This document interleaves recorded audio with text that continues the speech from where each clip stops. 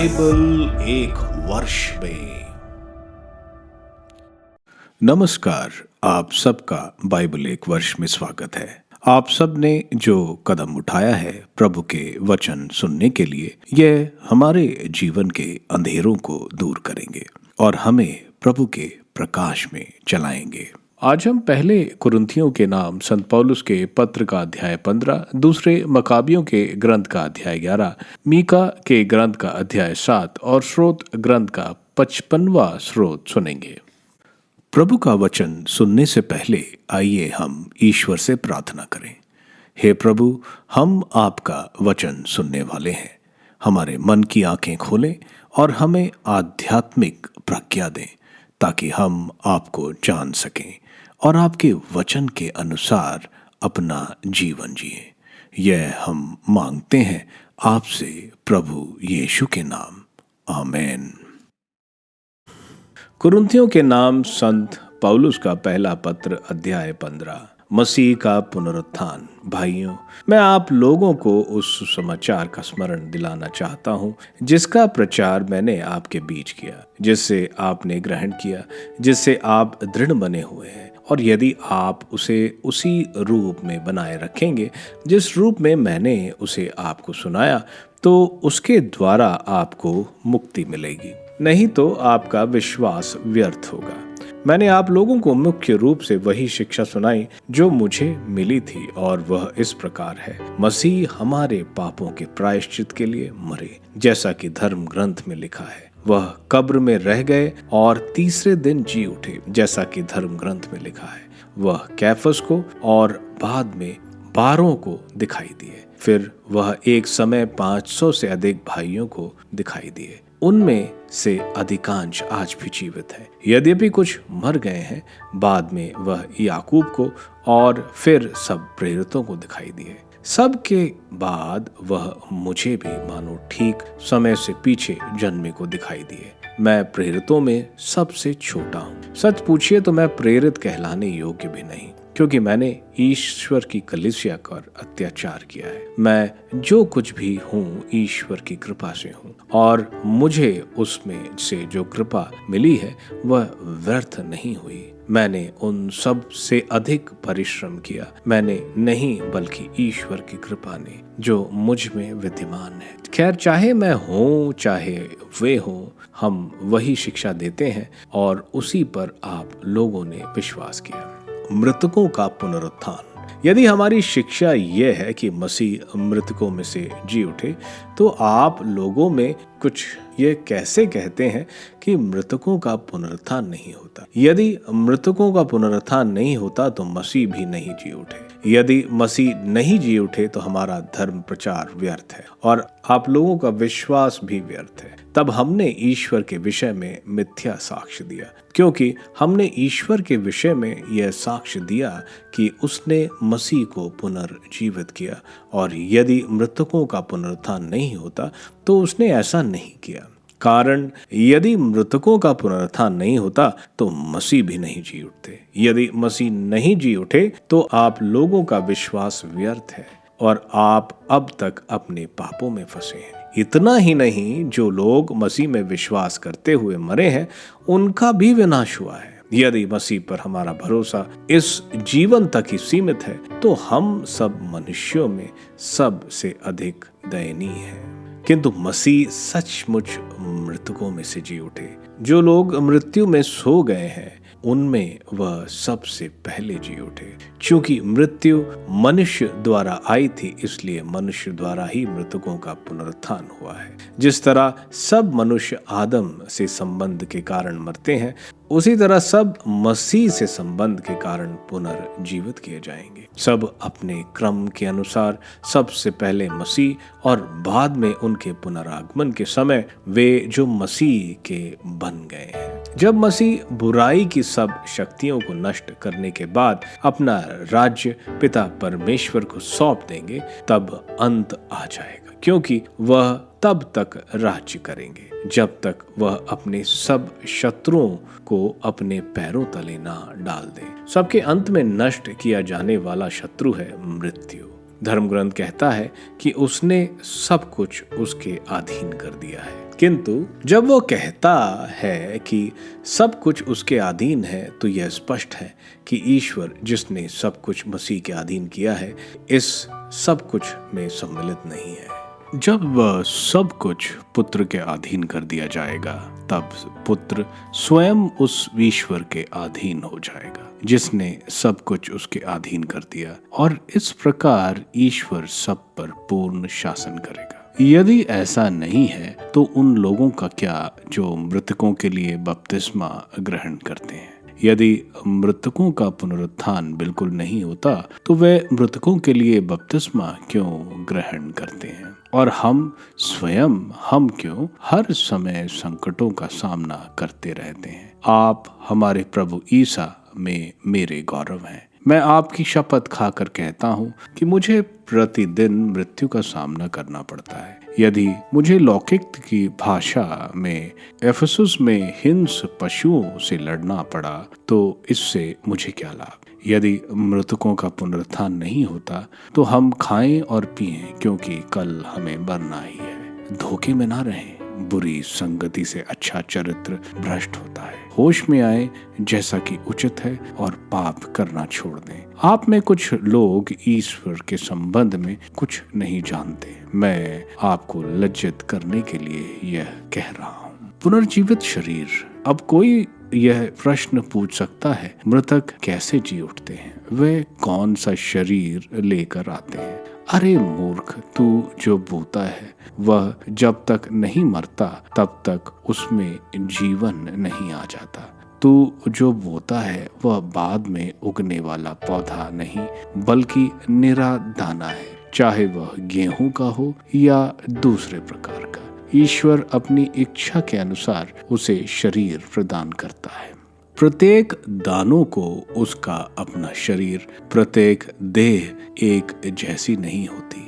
मनुष्यों, पशुओं, पक्षियों और मछलियों की देह अपने अपने प्रकार की होती है। आकाशीय देह पिंड होते हैं और पार्थिव देह पिंड, किंतु आकाशीय देह पिंडों का तेज एक प्रकार का है और पृथ्वी देह पिंडों का दूसरे प्रकार का। सूर्य, चंद्रमा और नक्षत्रों का तेज अपने अपने प्रकार का होता है, क्योंकि एक नक्षत्र का तेज दूसरे नक्षत्र के तेज से भिन्न है। मृतकों के पुनरुत्थान के विषय में भी यही बात है।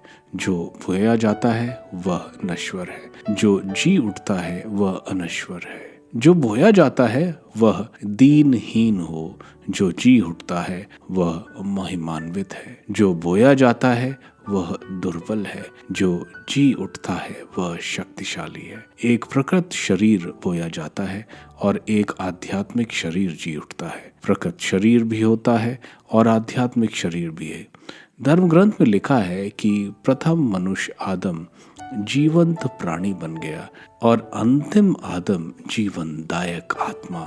जो पहला है वह आध्यात्मिक नहीं बल्कि प्रकृत है, इसके बाद ही आध्यात्मिक आता है। पहला मनुष्य मिट्टी का बना है और पृथ्वी का है, दूसरा स्वर्ग का है। मिट्टी का बना मनुष्य जैसा था वैसे ही मिट्टी के बने मनुष्य है, और स्वर्ग का मनुष्य जैसा है वैसे ही सभी स्वर्गीय होंगे। जिस तरह हमने मिट्टी के बने मनुष्य का रूप धारण किया है, उसी तरह हम स्वर्ग के मनुष्य का भी रूप धारण करेंगे। भाइयों, मेरे कहने का अभिप्राय यह है कि निरा मनुष्य ईश्वर के राज्य का अधिकारी नहीं हो सकता और नश्वरता की अधिकारी नहीं होती। मैं आप लोगों को एक रहस्य बता रहा हूँ।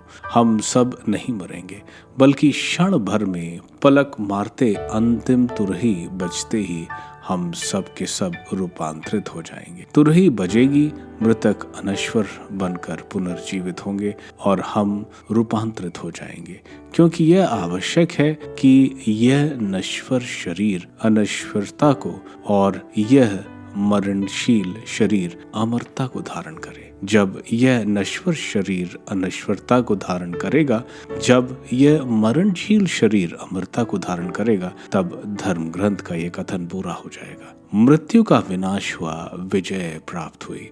मृत्यु कहाँ है तेरी विजय? मृत्यु कहाँ है तेरा डंक?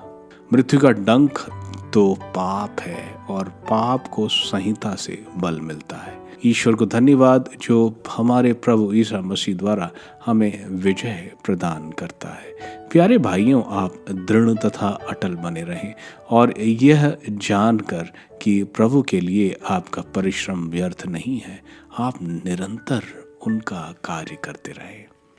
मकाबियों का दूसरा ग्रंथ अध्याय 11। लिसियस का आक्रमण। लिसियस को इन घटनाओं से बड़ा क्षोभ हुआ। वह राजा का अभिभावक और संबंधी था। उसे राजा का प्रबंध सौंपा गया था। कुछ दिनों बाद वह 80,000 पैदल सैनिक और अपना सारा घुड़सवार दल लेकर यहूदियों से लड़ने चल पड़ा। वह यरूशलेम में यूनानियों को बसाना चाहता था। उसका विचार था कि दूसरी जातियों के मंदिरों की तरह उस मंदिर पर भी कर लगेगा और वह प्रतिवर्ष प्रधान याजक का पद बेच देगा। उसने ईश्वर के सामर्थ्य का ध्यान नहीं रखा। उसे केवल अपने लाखों पैदल सैनिकों, हजारों घुड़सवारों और अपने 80 हाथियों का भरोसा था। वह यहूदिया में प्रवेश कर बेतसूर के पास पहुंचा। वह एक किलाबंद स्थान था जो यरूशलेम से लगभग 150 फलांग दूर है। उसने उसका घेराव किया। लिसियस की पराजय। जैसे ही मकाबी के आदमियों ने सुना कि लिसियस ने किलाबंद नगर पर घेरा डाला है, तो वह सारी जनता के साथ रोते और विलाप करते हुए प्रभु से प्रार्थना करने लगे कि वह इजराइल की रक्षा के लिए उन्हें एक सहायक दूत भेजे। मकाबी ने स्वयं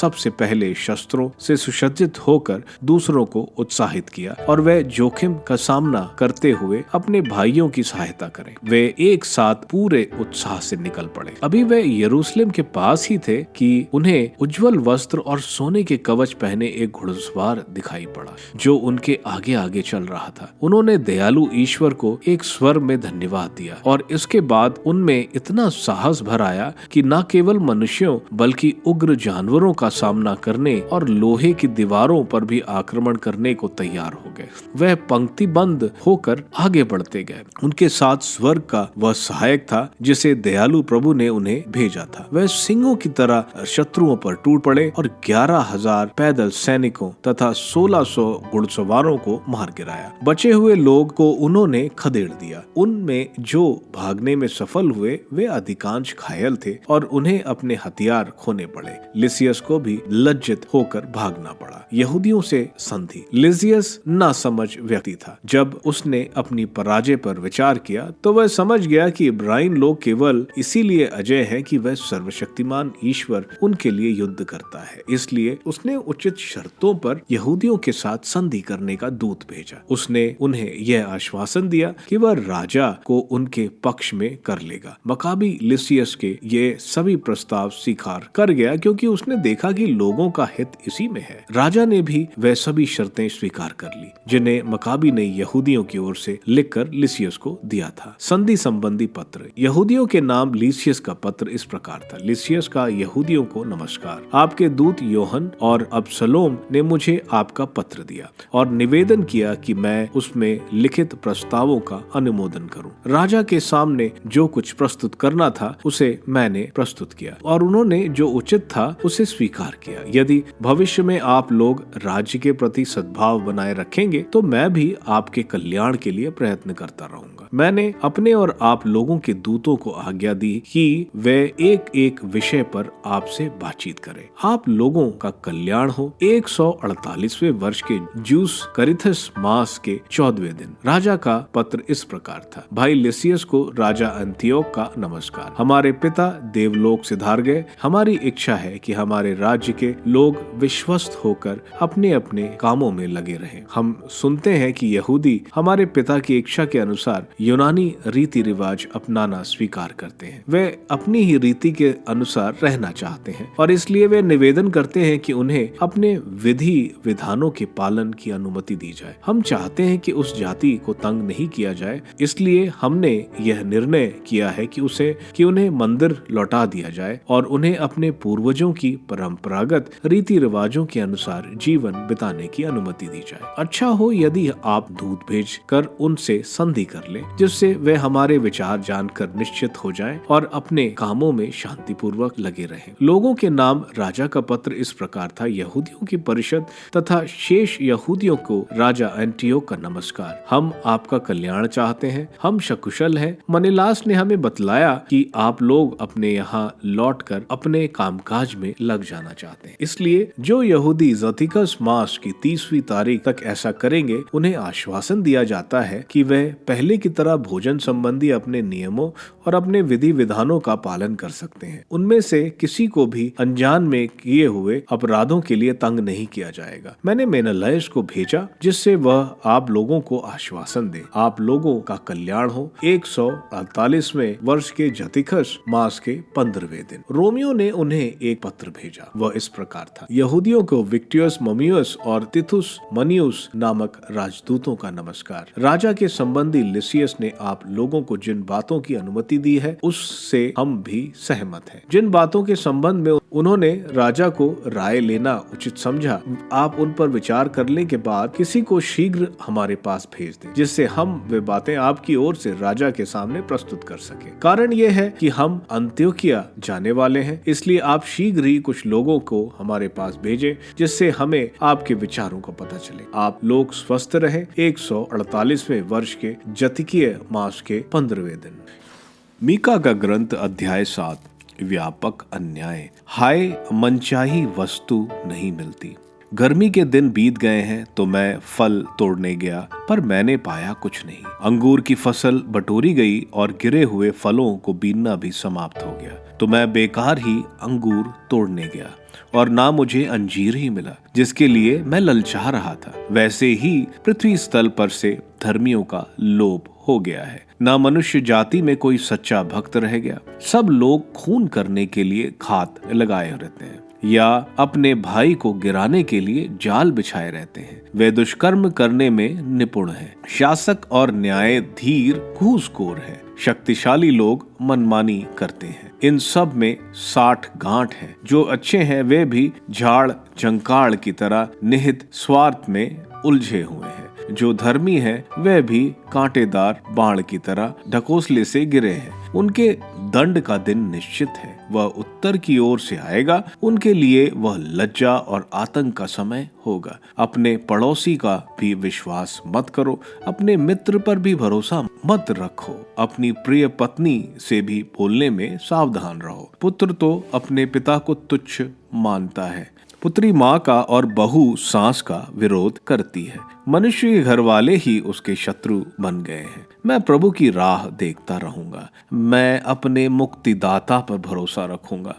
मेरा ईश्वर मेरी प्रार्थना स्वीकार करेगा। सियोन का अपमान। मैं अपने शत्रुओं के उपहास का कारण ना बनूं। मैं गिर गया हूँ किंतु खड़ा हो जाऊंगा। मैं अंधकार में बैठा हूँ किंतु प्रभु मेरी ज्योति है। मैंने प्रभु के विरुद्ध पाप किया है, इसलिए मुझे तब तक उसका क्रोध सहना पड़ेगा जब तक वह मेरे मामले पर विचार ना करे और मुझे न्याय ना दिलाए। वह मुझे ज्योति तक ले जाएगा और मैं उसके न्यायप्रियता के दर्शन करूंगा। यह देखकर मेरी उस बेरीन का मुंह बाकर रहना पड़ेगा, जिसने मुझे यह कहकर चिढ़ाया था, प्रभु तेरा ईश्वर कहाँ है। वह गली के कीचड़ की तरह पद्दलित कर दी जाएगी। तब मेरी आंखें उसे घूरकर तृप्त हो जाएंगी। पुनः निर्माण। यरूशलेम, तुझे अपना प्राचीर पुनः खड़ा करने का दिन आएगा। उस दिन तेरी सीमा का विस्तार होगा। उस दिन असूर से मिस्र तक के, मिस्र से फरात नदी तक के,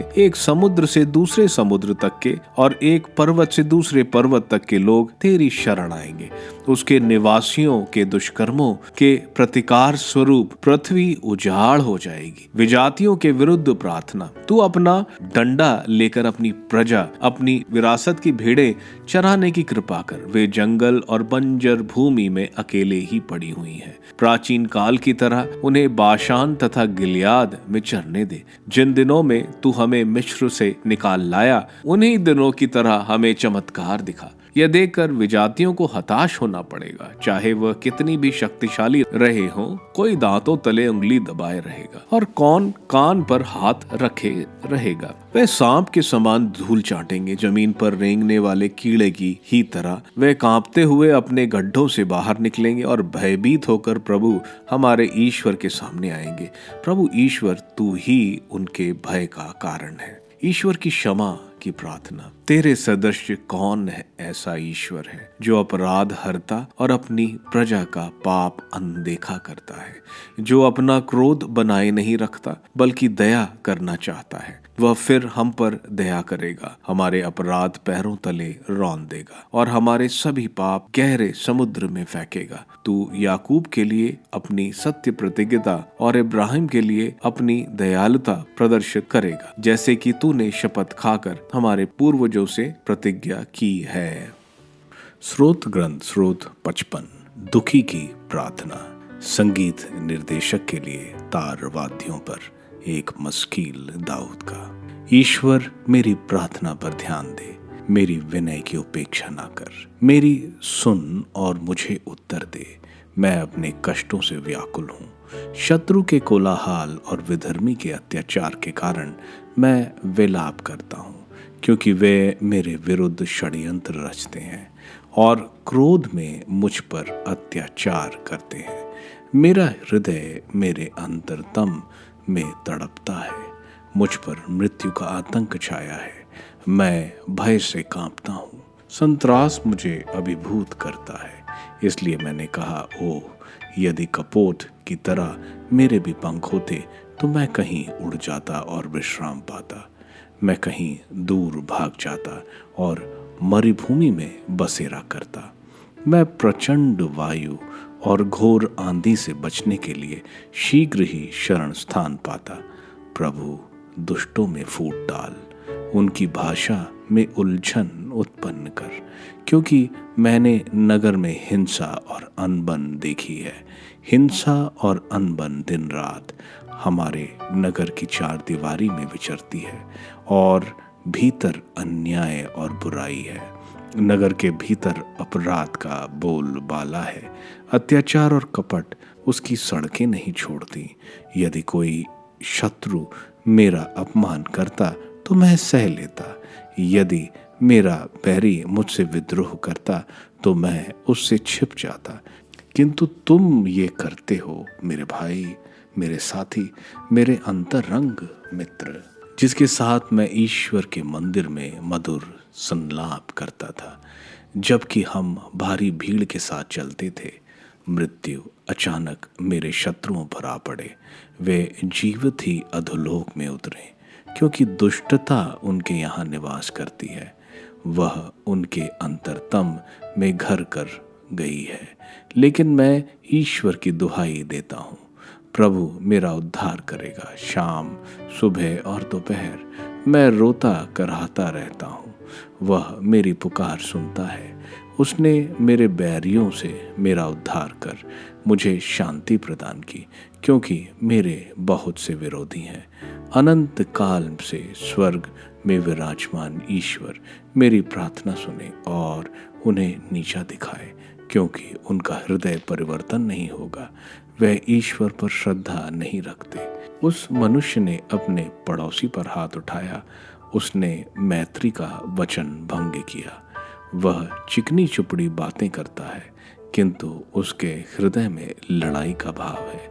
उसके शब्द तेल जैसे कोमल, किंतु कटार जैसे पैने हैं। तुम प्रभु पर अपना भार छोड़ दो, वह तुमको संभालेगा। वह धर्मी को विचलित नहीं होने देगा। प्रभु, तू उन्हें अधोलोक में उतारेगा। रक्त पिपासु और कपटी मनुष्य अपनी आधी आयु भी पूरी नहीं करेंगे। मुझे तो तेरा भरोसा है। पहले कुरिन्थियों के नाम संत पौलुस के पत्र के अध्याय 15 में संत पौलुस पुनरुत्थान के बारे में बता रहे हैं। वे पुनरुत्थान को विस्तार से बता रहे हैं, क्योंकि पुनरुत्थान के ऊपर काफी आशंकाएं और विश्वास की कमी थी। संत पौलुस बोल रहे हैं, जो सुसमाचार उन्हें मिला है उसको विश्वास करें। संत पौलुस प्रभु यीशु के पुनरुत्थान के बारे में बता रहे हैं। इसके बारे में पुराने विधान में भी लिखा हुआ है, लेकिन यह प्रभु यीशु में पूरा हुआ। प्रभु यीशु पुनरुत्थान के बाद संत पेतरुस को नजर आए। 500 से ज्यादा लोगों ने प्रभु को जीवित देखा। अगर प्रभु यीशु का पुनरुत्थान नहीं हुआ तो हमारा विश्वास किसी काम का नहीं है। संत पौलुस बोल रहे हैं कि आदम के द्वारा पाप की वजह से मृत्यु आई, वहीं प्रभु यीशु के द्वारा पुनरुत्थान। संत पौलुस कुरिन्थियों को डांट लगा रहे हैं, जो मृतकों के लिए बपतिस्मा ग्रहण कर रहे थे, जो किसी काम का नहीं और गलत है। संत पौलुस आगे पुनरुत्थान के शरीर को बेहतर और अलग अभी के शरीर से बता रहे हैं। संत पौलुस बोल रहे हैं कि पुनरुत्थान के समय बिगुल का बजना प्रभु यीशु के वापस आने का संदेश होगा। पहले मृतक उठाए जाएंगे और बाद में जो जीवित हैं वह जीवित और मृत दोनों प्रभु से आसमान में मिलेंगे और नश्वर न होने वाला शरीर प्राप्त करेंगे। संत पौलुस अंत में मृत्यु का मजाक उड़ा रहे हैं, जिसको प्रभु यीशु ने हरा दिया है। दूसरे मकाबियों के ग्रंथ के अध्याय 11 में मकाबियों की बढ़ती ताकत और उनकी जीत एक बड़ी सेना में, जिसमें ईश्वर उनकी मदद करते हैं। लाइसुस समझ जाता है कि जब ईश्वर मकाबियों के साथ लड़ेगा तो कोई उनको हरा नहीं सकेगा। लाइसुस संधि और खुली छूट का प्रस्ताव कि यहूदी अपने नियम के अनुसार रह सकते हैं। मीका नबी के ग्रंथ के अध्याय 7 में ईश्वर की दया और प्रेम, जबकि सामाजिक तौर से इज़राइल टूट गया था, देखने को मिलता है।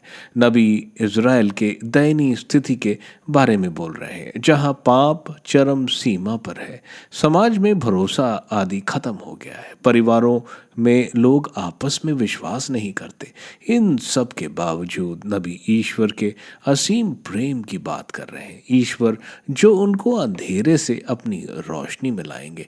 नबी ईश्वर को उनका चरवाहा होने का आह्वान कर रहे हैं।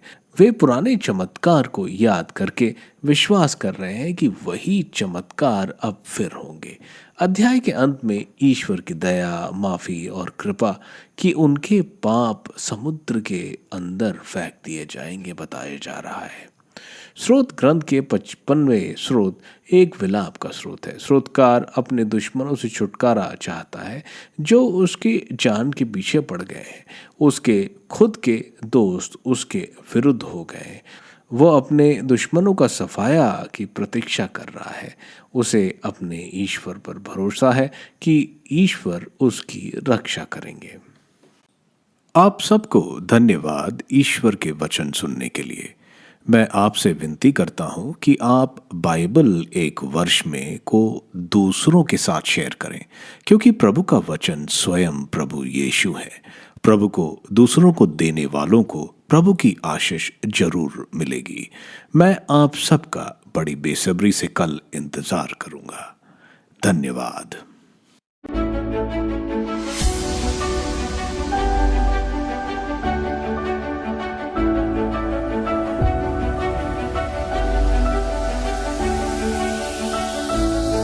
बाइबल एक वर्ष में